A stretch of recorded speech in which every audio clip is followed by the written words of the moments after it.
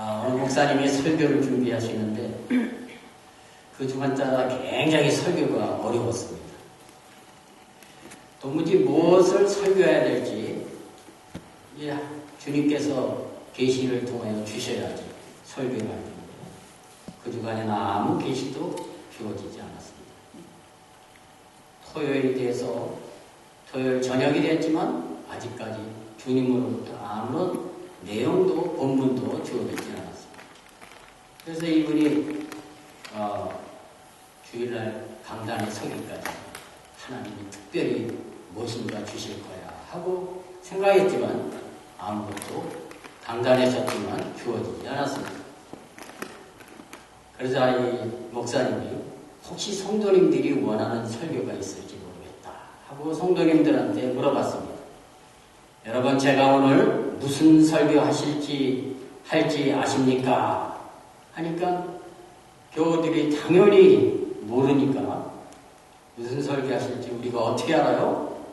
모릅니다. 그렇게 대답을 했습니다.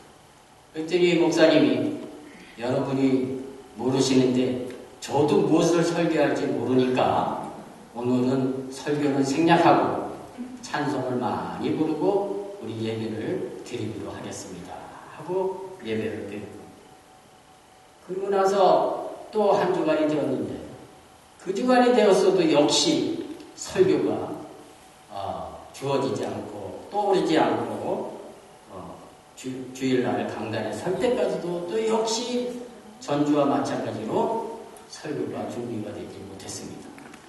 그래서 이 목사님이 또 물어봤습니다. 여러분, 제가 오늘 무슨 설교를 할지 아십니까? 하고 물어보니까 성도님들이 지난번에 모릅니다 하니까 안 돼서 이번에는 압니다 라고 대답을 했어요. 그랬더니 이 목사님이 여러분이 아시면 이미 설교를 아시니까 설교할 필요가 없겠습니다. 그래서 오늘은 설교를 생략하고 찬송을 많이 부르면서 우리 예배를 드리기로 하십시다. 그래서 이제 그 예배를 드리게 되었습니다. 그리고 셋째 주가 됐는데 여전히 주님으로부터 설교가 주어지지 않고 이제 고민하게 되었습니다. 반면 교인 성도님들은 지난번에 모른다고 할 때 설교를 안 하시고 안다고 할 때도 설교를 안 하시니까 이번에 우리 좀 회의 좀 합시다 해가지고 반은 압니다 라고 하고 반은 모릅니다 라고 답하십시다. 그럼 목사님이 분명히 반응이 있을 겁니다. 그래서 이제 세 번째 주가 되는데 아니나 다를까 그 목사님이 강단에 섰는데도 계시가 주어지지 않았습니다. 그러니까 이 목사님이 물어보는데 오늘 제가 무슨 설교를 할지 아십니까? 라고 물어보니까 회중들의 반은 압니다. 그리고 반은 모릅니다. 라고 답했어요. 그럴 때 이 목사님이 그러면 아는 분이 모르는 분에게 설교하시기 바랍니다.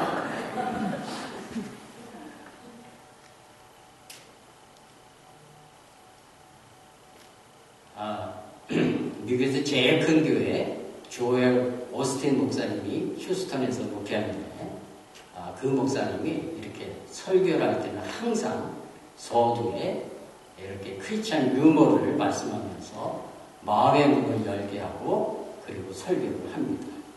오늘 저도 그래서 이 유머를 여러분에게 드렸습니다.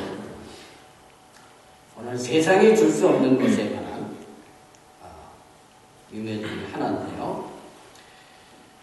요한복음 3장 16절을 마틴 루터는 세상에서 가장 짧은 성경이라고 말합니다. 가장 짧은 성경이 있는데 그것은 요한복음 3장 16절이다. 하나님이 세상을 이처럼 사랑하사. 세상을 사랑하셨다. 그 세상은 어떤 세상일까? 헬라어로 네 가지 그 세상에 대해서 얘기한 부분이 있습니다. 유머 돈켄이라는 분은 헬라어를 조사해보니까 영어의 world, 세상을 네 가지로 말하더라. 하나는 아이온이라는 헬라어를 말하는데 그것은 시대라는 뜻입니다. 세상이 어둡다. 그러면 시대가 어둡다라는 말과 같다는 거죠. 그래서 시대. 두 번째는 개라는 말인데 땅이라는 뜻입니다. 이 땅이라는 뜻을 가진 개라는 헬라어로 말하고 있습니다. 세 번째는 거주할 수 있는 땅, 거주할 수 있는 처소인데 오이쿠메네라는 그런 말로 세상을 말합니다. 네 번째는 세상 체계, 이 어두운 체계, 밝은 체계, 정치, 사회 모든 것이 들어있는 체계, 또 질서, 또 우주라는 말로 코스모스라는 말로 세상을 표현합니다. 마태는 이 세상을 어떻게 보았을까요? 마태는 너희는 세상의 소금이니 너희는 세상의 빛이라 이렇게 말했죠. 근데 이 세상이 같은 세상이 아니에요. 오늘 이 말씀을 들은 여러분 꼭 명심하시기 바랍니다. 너희는 세상의 소금이니 할 때 이 세상은 개라는 헬라어를 씁니다. 개. 땅이라는 뜻입니다. 너희는 땅에 녹아서 스며들어서 맛을 내야 하는 소금이다. 그렇게 개라는 세상을 개라. 우리는 이 세상에 들어가서 교묘하게 녹아서 스며들어서 맛을 내야 하는 소금이다. 그 맛을 내지 못하면 어떻게 됩니까? 밖에 버리고 발로 밟아질 뿐이다. 데스밸리 가면은 그 소금 바다에 소금들이 있죠. 그 위로 사람들이 밟으면서 야 여기가 죽음의 계곡이네 하고 밟죠. 그런 소금에 불과하다. 그래서 우리는 개라는 세상에 스며들어 녹아서 맛을 내야겠다 하는 의미로 예수님께서 너희는 세상의 소금이다 이렇게 말했죠. 두 번째, 너희는 세상의 빛이라 그랬어요. 산 위에 있는 동네가 숨기지 못할 것이다. 이 세상은 코스모스입니다. 코스모스. 헬라 원어에 보면 그러니까 이 세상 두 개가 같은 게 아니에요. 달라요. 꼭 명심하시기 바랍니다. 이게 다른 거구나. 너희는 세상의 빛이라 할 때 이 세상은 코스모스다. 코스모스는 여러분 잘 알죠? 세상 체계 또는 질서 또는 우주입니다. 우주. 너희는 우주의 빛이라. 이 의미가 대단히 틀리죠? 빛은 우주의 빛이니까 산 위에 있는 동네가 숨기지 못해. 어떻게 우주의 빛이 될 수 있을까요? 너희가 사람들 앞에서 착한 행실을 하면 그것으로 아버지께 영광을 돌리게 될 것이다. 산 위에 있는 동네가 숨기지 못할 것이다. 산 아래에서 그리스도인으로서 착한 행실을 한 것이 산 위에 있는 동네가 숨기지 못할 정도의 빛이 되었다. 아마 우리가 이 산 아래 동네에서 좋은 행실, 착한 행실을 한 것이 하나님 앞에 영광을 돌리게 돼서 하나님께서 그 영광의 빛을 산 위에까지 비추지 않았나. 또 산 아래에서 우리가 한 그리스도인의 착한 행실로 말미암아 그 소문이, 그 좋은 소식이 산 위의 동네까지 퍼져서 그것으로 산 위에 있는 동네까지도 환하게 되지 않았나 하는 뜻으로 해석이 됩니다. 그래서 너희는 개의 소금이니 땅의 소금이다. 겸허하게 녹아 스며들어가서 맛을 내는 소금이 되어야 되고, 너희는 우주의 빛이니 코스모스의 빛이니 너희는 너의 모든 삶의 모습이 우주의 빛같이 빛나서 산 위에 있는 동네가 숨기지 못하게 하라 하는 예수님의 말씀이었다는 거죠. 그런 세상, 하나님은 이런 세상을 이처럼 사랑하사 했다는 거예요. 요한은 어떻게 말할까요? 요한복음은 전부 코스모스를 씁니다. 어둠이 세상이 받아들일 수 없는 그 어두운 세상이 받아들일 수 없는 그 빛이 있었는데 그 빛이 바로 코스모스의 빛이다 라고 어둠이 빛을 이겨본 적이 없다. 공동 번역에 보니까 한글 개혁 성경에는 어둠이 빛을 깨닫지 못하더라. 어둠이 빛을 깨닫지 못하고 이해하지 못하더라 라고 번역했는데 공동 번역에는 어둠이 빛을 이겨본 적이 없다. 항상 빛이 어두운 세상을 이기니까 어두운 세상에 빛을 비춰라는 그런 말씀이죠. 이 요한복음 말씀을 그 세 가지로 코스모스를 분석해 보니까 첫째, 이 코스모스의 세상에는 피해야 될 것이 있다. 피해야 되는 세상이 있다. 그래서 바로 세속적인 것, 세상 것, 또 우리를 유혹하게 하는 것, 또 적그리스도가 공중권세 잡은 적그리스도가 잡은 이 세상은 우리가 피해야 된다는 거죠. 그 다음에 변화시켜야 될 세상이 있다. 세상 나라가 그리스도의 나라가 되기까지 중간에 변화시켜야 되는 나라가 있다. 그것은 바로 세상은 아버지를 알지 못하나 저희는 알고 세상 나라가 그리스도의 나라가 되기까지 변화시켜야 될 세상이 있다는 거죠. 그 다음에 세 번째는 이미 변화받은 우리를 위한 세상, 그리스도의 나라의 한 부분으로서의 세상이 있다. 하나님이 세상을 이처럼 사랑하사 그 세상에서 그 세상 이미 변화받은 구원받은 아름다운 소풍 세상이 있다는 겁니다. 그것은 바로 그리스도의 나라 안에 하나님의 나라 안에 속한 사람들의 세상이죠. 그래서 이 세상은 하나님이 우리를 위해서 이 세상에 온 것은 세상을 심판하러 온 것이 아니라 세상을 구원하려고 온 것이다 하는 말씀에 따라서 구원받은 세상이죠. G.K. 체스터턴은 코스모스, 즉 이 세상에 대해서 확실한 것은 한 가지뿐이다. 코스모스는 하나님께서 당초에 계획하신 바와는 너무나 동떨어져 버렸습니다. 무엇인가 잘못되어 있는 것이다. 그것이 무엇일까? 그것은 죄다. 죄 때문에 세상이 잘못되었다. 이 세상을 하나님으로부터 떼어버린 것은 죄다. 죄라고 하는 것은 근본적으로 하나님과 적대하는 것이다. 그래서 이같이 바꿔져 버리고 만 세상에 그리스도께서 오셨다. 더욱이 그리스도께서는 이 세상을 구원하시기 위해서 온 것이다 하고 구원받은 세상에 대해서 얘기합니다. 구원받은 세상을 다른 말로 하면 우리라고 표현을 합니다.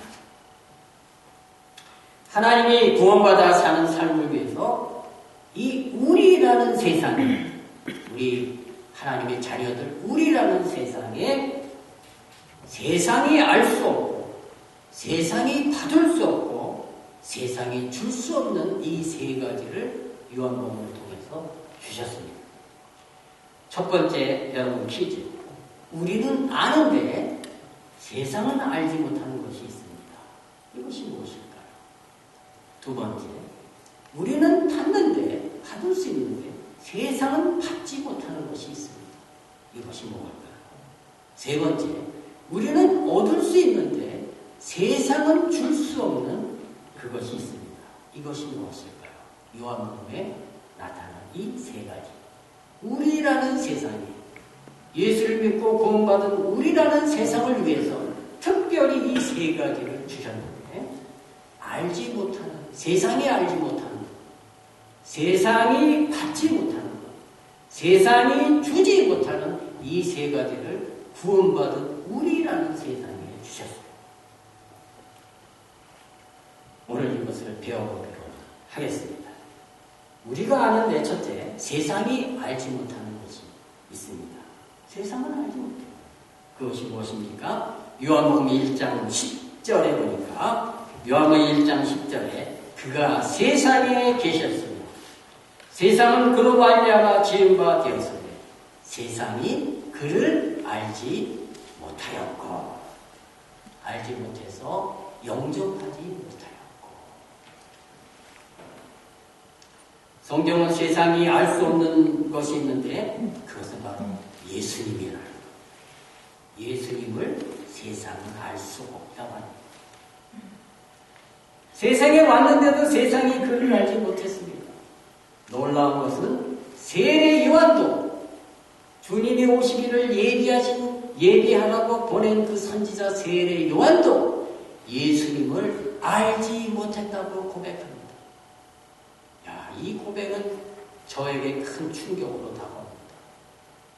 목사인 나도 장로인 어떤 분보다도 세례 요한은 날 때부터 주님이 오신 길을 예비하라고 보내신 선지자가 아닙니까? 그런데 그 선지자가 하는 말이 나도 그를 알지 못하였습니다. 예수님보다 6개월 전에 태어나서 평생을 기다린 그도 알지 못했다는 사실은 저에게 큰 충격으로 다가왔습니다. 요한복음 1장 26절에 보니까 1장 26절 요한이 대답하되 나는 물로 세례를 주거니와 너희 가운데 너희가 알지 못하는 한 분이 서 있으니 너희가 알지 못하는 한 분. 요한복음 1장 31절 나도 알지 못하였으나 나같이 준비한 선지자라는 나도 알지 못하였으나 내가 와서 물로 세례를 주는 것은 그를 이스라엘에 나타내려 합니다. 당신도 알지 못했다고 고백합니다. 요한복음 1장 33절 또 나와요. 나도 그를 알지 못했습니다. 세례 요한이 이렇게 반복해서 나도 몰랐어요. 그분이 내가 평생 기다리던 그분인지는 나도 몰랐습니다. 나도 그를 알지 못했으나 나를 보내어 물로 세례를 주라 하신 그이가 나에게 말씀하시되 성령이 내려서 누구 위에든지 머무는 것을 보거든 그가 곧 성령으로 세례를 주는 이인 줄 알라. 그래서 성령이 내려오는 것, 머무는 것을 보면 그분이 예수님이구나 하는 것을 알게 됐다. 세례 요한같이 수없이 많은 시간을 예수님을 기다린 그도 나도 알지 못했습니다. 라고 고백한 사실은 저에게 참 많은 도전을 줍니다.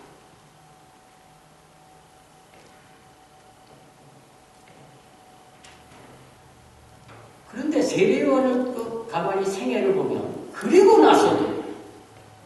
나서도 감옥에 들어가서 제자들한테 묻습니다. 저분이 그리스도인가? 예수라는 분이 그리스도인가? 한번 알아봐라 하고 물어봐요. 아니 알지 못했다가 알았었는데 감옥에 들어가서 또 물어봐요. 제자들한테 저 예수라는 분이 과연 그리스도인지 알아봐라. 그러니까 제자들이 예수님한테 가서 오실 그이가 당신이십니까? 하고 물어보죠. 이거 어떻게 된 일이에요? 그러니까 예수님이 그리스도가 하는 일을 보라. 병자들이 낫고 죽은 자가 살아나고 가난한 자들에게 복음을 전파된다. 그렇게 막 대답하죠. 여러분, 예수님은 세상에 알 수가 없고 세례 요한도 알 수 없었던 분입니다. 또 알았다고도 또 정말 그러한가 하고 세례 요한이 제자들을 보낼 정도였습니다. 그런데 요한은 이렇게 말합니다. 아까 세상이 그를 알지 못하였으되 그랬잖아요. 세상이 영접하지 못하였으네 했잖아요. 그 바로 뒤에 나온 말이 무엇입니까?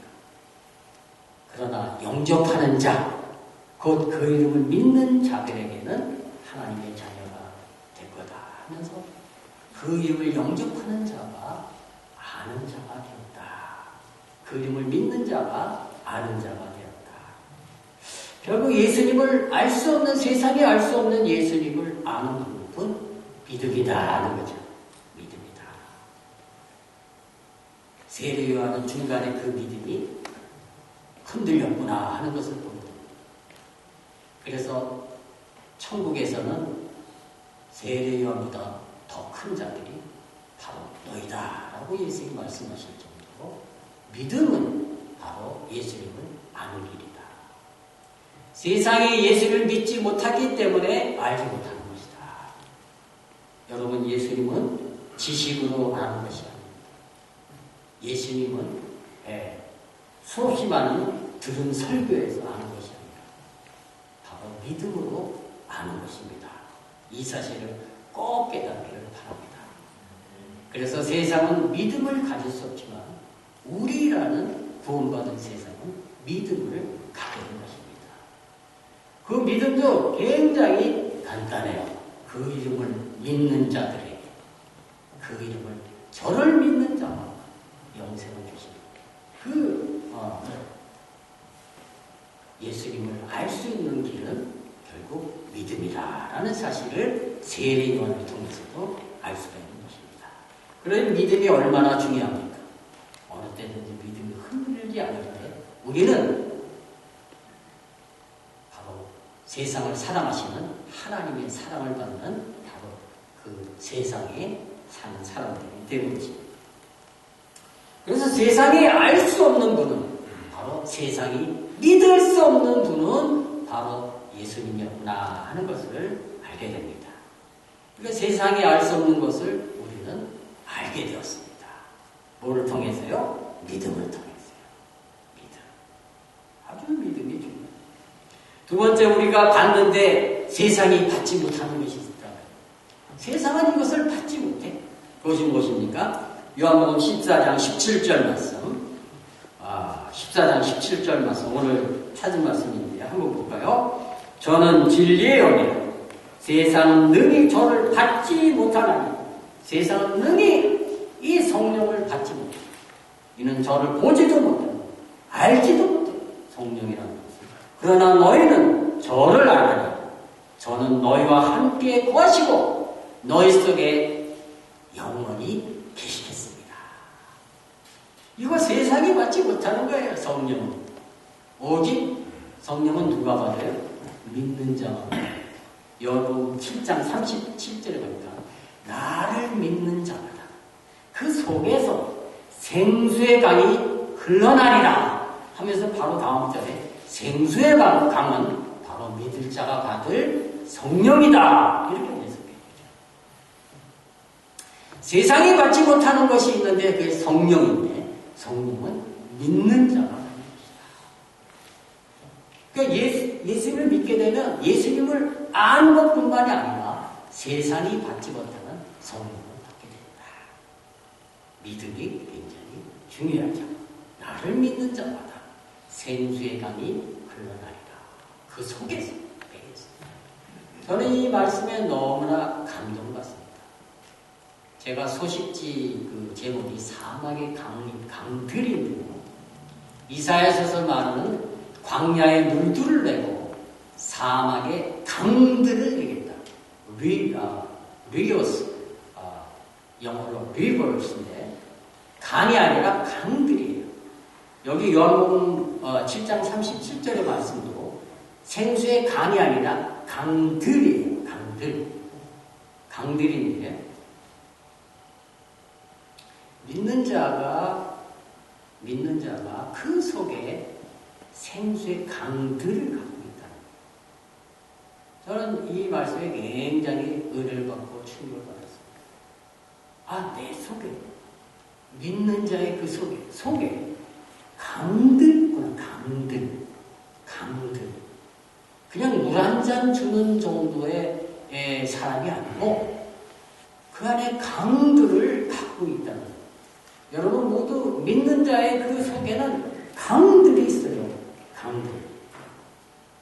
저 위에 락키 마운틴과 와이오밍주의 그린강에서 발원하는 콜로라도 강이 미국과 멕시코의 7개 주를 먹여 살립니다. 그 강줄, 그 줄기가. 제가 목회하는, 선교하는 거기는 사막에 콜로라도 강만 흐릅니다. 물줄기를 볼 때마다, 이야, 신기하고 감사하죠. 그 강들이 미국의 5개 주를 살리고 멕시코의 2개 주를 살립니다. 한 강줄기가. 그걸 보면서 저는 이 말씀을 확실하게 인지하고 있어요. 아, 내 안에 주님께서 강들을 두셨구나.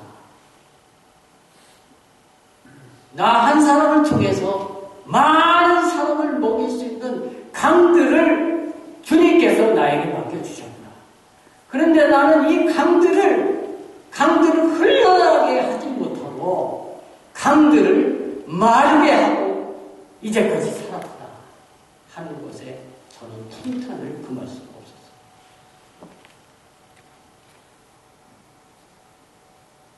나를 믿는 자마다 그 속에서 생수의 강들이 오버플로우 흘러나리라.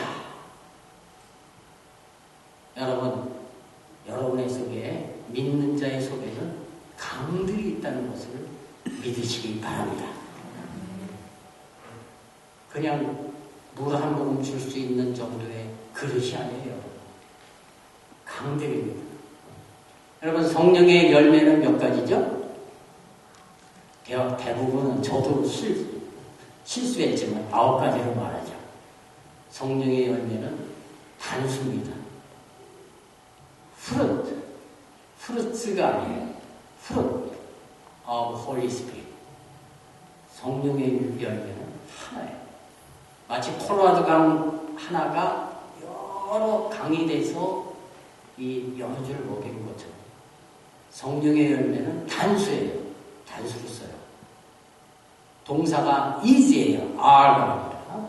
성령의 열매는 사랑과 희락과 화평과 오래 참음과 자비와 양성과 충성과 온유와 절제니 이 모든 것이 포도송이처럼 포도 한 알갱이가 아니라 포도송이처럼 이렇게 하나로 있어요. 그게 성령의 열매입니다. 우리가 믿는 자가 받을 성령을 받으면 우리 안에 강들이 있는데 사랑의 강들, 사랑의 강, 희락의 강, 평화의 강이 우리 속에서부터 흘러나와서 나가게 되었습니다. 제가 이 사실을 깨닫고 선교할 때 얼마나 사막의 강을, 콜로라도 강, 그 줄기를 보면서 얼마나 제가 신선하게 경험하고 사는지 모릅니다. 정말. 여기서 윤박까지 가는 길에 보이는, 여기서 또 샌디에고까지 가는 길에 보이는 콜로라도 강줄기 있죠. 그게 강야 가운데 유유히 흐르잖아요. 이야, 진짜 하나님 말씀대로 사막에 강들을 내고 그 다음에 광야에 물들을 내는데 우리 예수님께서는 여러분에게 성령을 주시면서 강들을 내기를 원합니다. 사랑의 강을 내고 온유의 강을 내고 희락과 화평의 강을 내는 강들이 되기를 원합니다. 한 줄기 조그만 도랑이 아닙니다. 우리는 우주의 빛입니다. 우리는 강들입니다.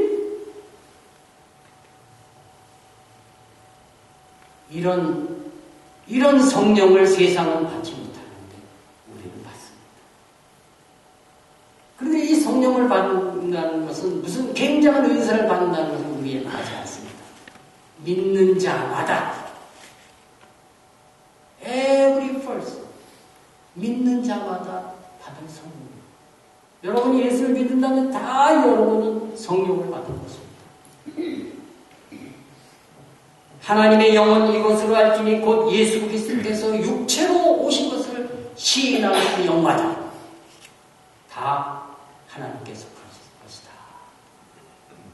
성령이 아니면 아무도 예수님을 주님이라고 고백할 수 없다.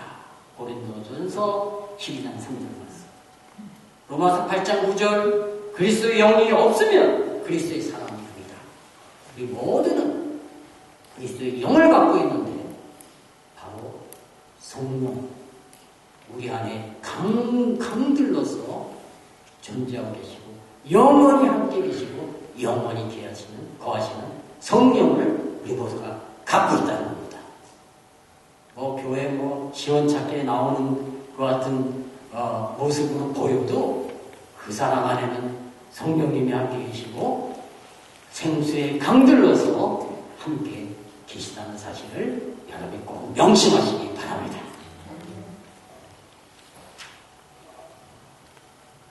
우리를 위해서 예수님께서 육체로 오셔서 우리를 구원하신다는 사실을 믿기만 하면 그 안에 벌써 성령이 거하시는 것이다.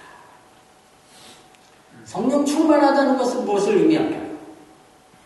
바로 그 믿음이 내 삶의 순간마다 어려운 순간마다 예수님을 어려운 사건마다 예수님이 계시다고 믿고 내 안에 성령이 함께 하신다고 믿을 때 그때 그 사람은 성령 충만한 것이지. 어디 가서 기도원에 가서 뭘 받았다고 길을 뛰고 이런 사람이 성령 충만한 사람이 아닙니다. 그런 의미로 이렇게 모든 어려운 시대에 불구하고 참 예배당에 나와서 하나님을 찬양하면서 자기 삶에서 늘 예수 그리스도를 믿는 그 모습을 드러내면서 사는 사람이 정말 성령 충만한 사람입니다. 여러분 속에 있는 성령, 세상이 받지 못하는 이 성령을 강들처럼 간직하면서 오버플로우 흘러내리게 하는 그런 심령들이 되시기를 우리 예수님은 바라고 있다는 사실을 믿으시기 바랍니다. 강들로 사십시오. 생수의 강들로 사십시오. 그 다음에 세 번째, 우리가 얻는데 우리는 얻을 수 있는데 세상은 주지 못해. 세상이 주지 못하는 것이 있는데 그것이 무엇입니까? 지독한 우울증 환자가 프랑스의 한 유명한 의사를 찾아갔습니다. 마음에 기쁨이 없고 활기도 없고 고통과 번민 때문에 늘 이 사람은 견딜 수 없는 난을 보내고 있었습니다. 수많은 의사에게 갔지만 약효가 없어서 이미 그는 일부러 파리까지 넘어왔습니다. 의사는 그에게 세계 여행을 말했습니다. 세계 여행을 좀 다녀보시죠. 그러면 기분이 좋아질 겁니다. 그랬더니 이분이 하는 말은 저는 벌써 세계 여행을 3번이나 다녀왔습니다. 그런데 기분이 없어요. 그러자 골똘하게 생각하던 의사가 무릎을 탁 치면서 그렇지, 참 좋은 생각이었어. 영국 런던에 가면 찰스 매튜스라는 사람이 있는데 세계 제일의 코미디언입니다.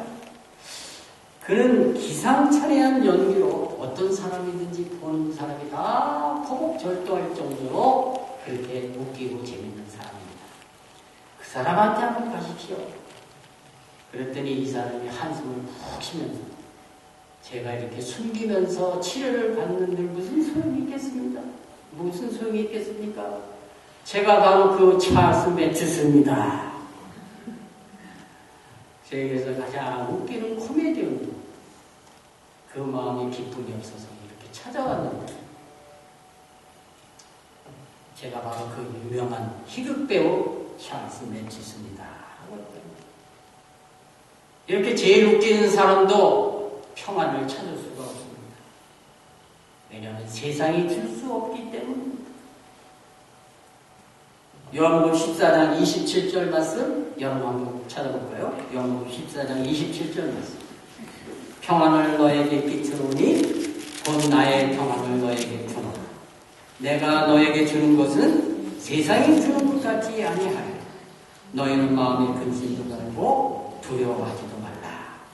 성경은 세상이 줄 수 있는 것으로 예수님의 평안이라고 말합니다. 이것은 예수님이 이 세상을 떠나시면서 맡겨놓으신 평안입니다.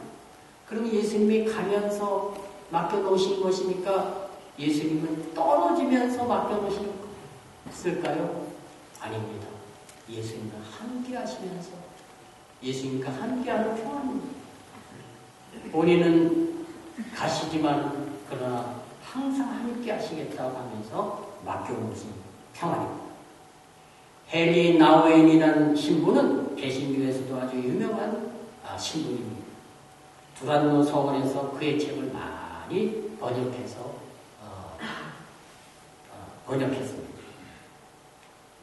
저도 이 헨리 나우엔 신부님이 좋아서 한국 방문했을 때 그 교보 서점을 비롯해서 카톨릭 서점에 이르기까지 다 뒤져가지고 31권의 그분의 책을 사가지고 그것을 공부하고 연구하고 그리고 제가 있던 교회에서 평신도들이 40일 동안 이제 사순절이잖아요.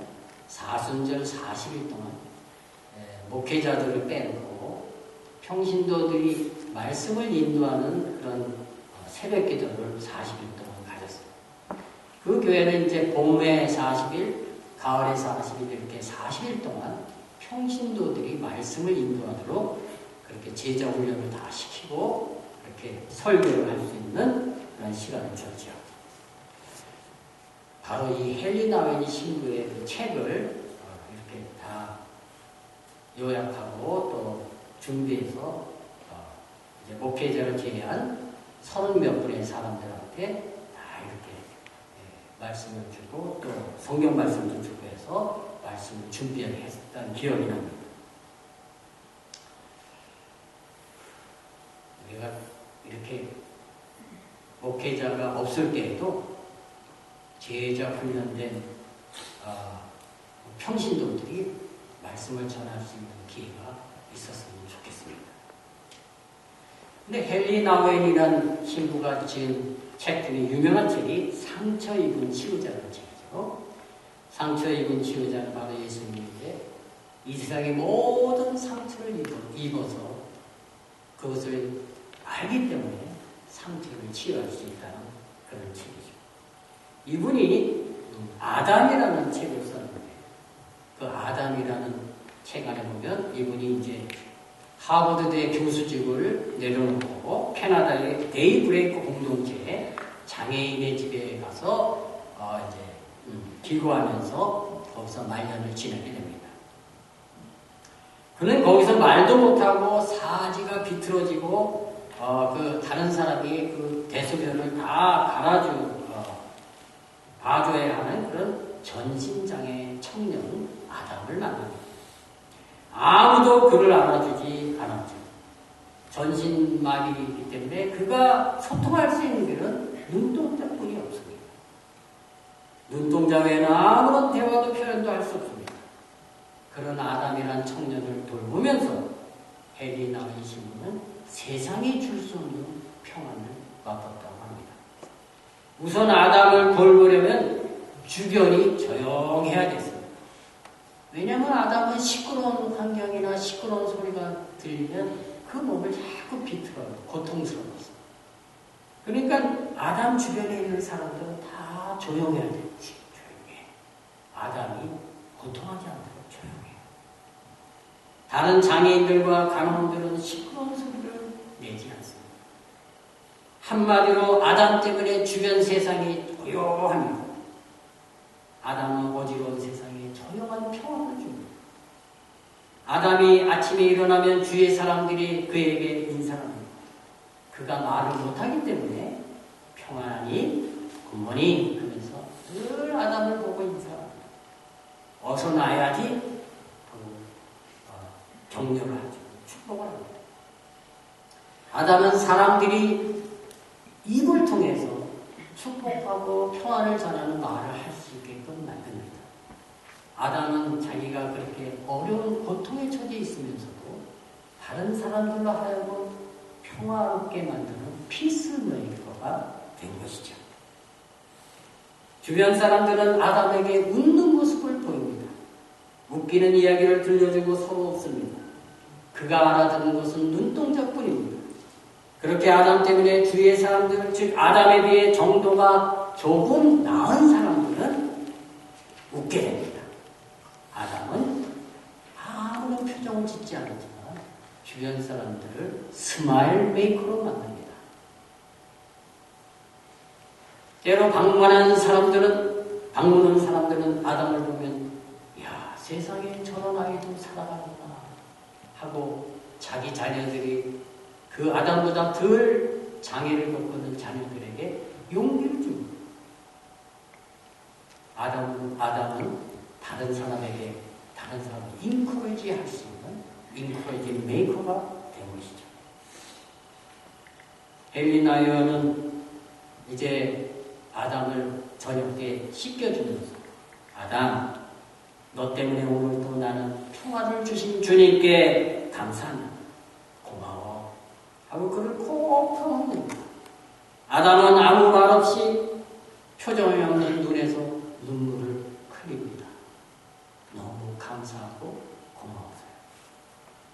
엘리나이어는 고백합니다. 나는 이 사람들을 돕고 치료하기 위해서 왔지만 오히려 내가 치료를 받고 있다는 것을 느낍니다. 아담은 비록 정신 지체하지만 깨끗하고 투명한 그 영혼에 부딪힐 때마다 내게 붙어있는 거짓과 위선과 찌꺼기들이 씻겨나가고 내 영혼이 치유가 되는 것을 느끼게 됩니다.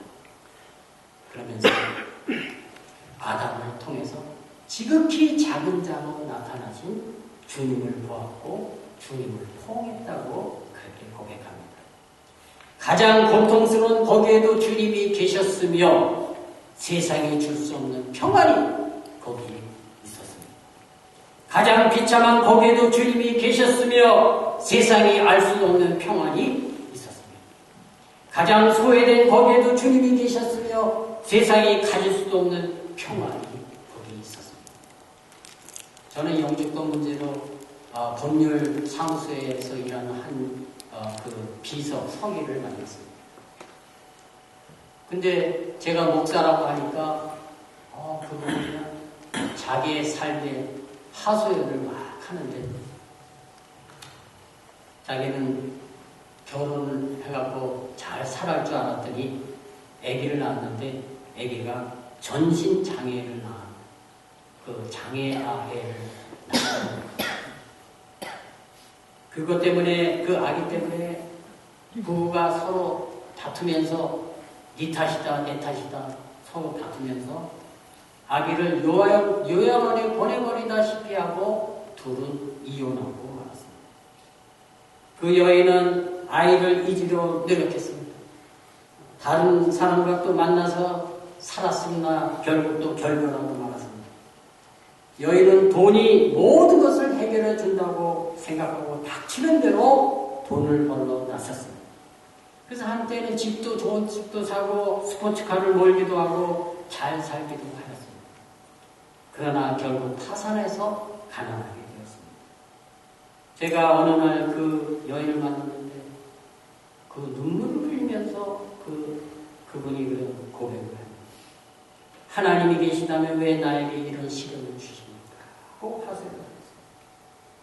아기를 다른 복지기관으로 보내고 나면 평안할 줄 알았는데 계속 불안과 불운이 그 여인을 따라다녔습니다.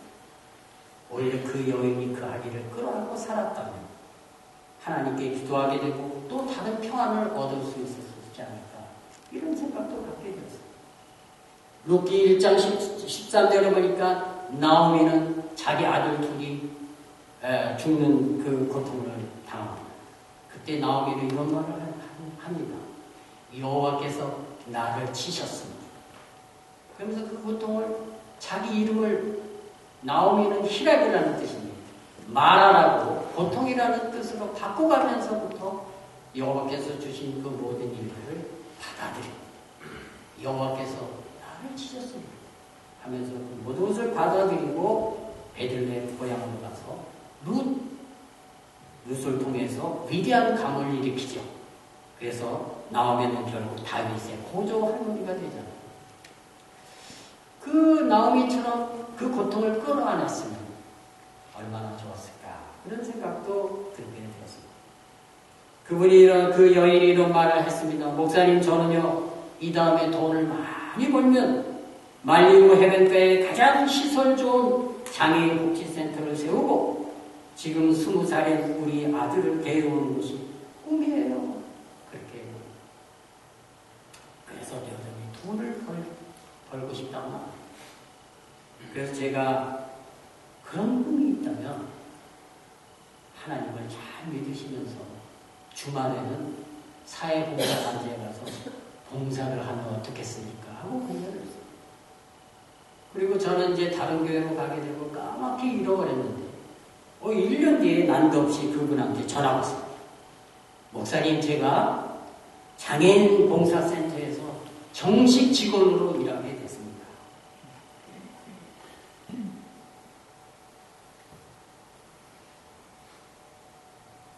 월급도 괜찮고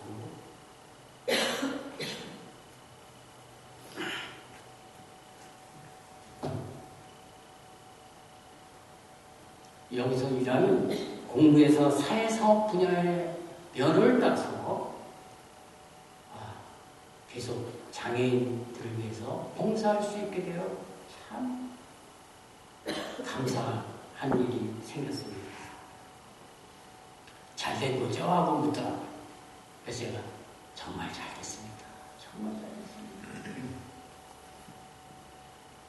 그러더니 이분이 목사님, 그래서 이 장애인 처음 시작하는 곳에 장애인 선교센터에 주변 이웃들을 초청해서 이 장애센터를 알리려고 하는데 뭐 좋은 성경 구절이 없습니까?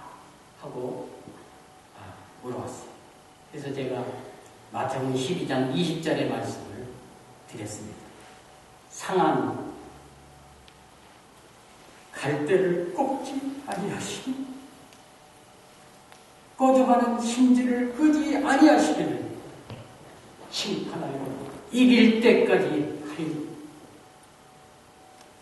그런 장애아를 둔 고통스러운 여인이 이길 때까지 끄지 아니하시고 꺾지 아니하신다.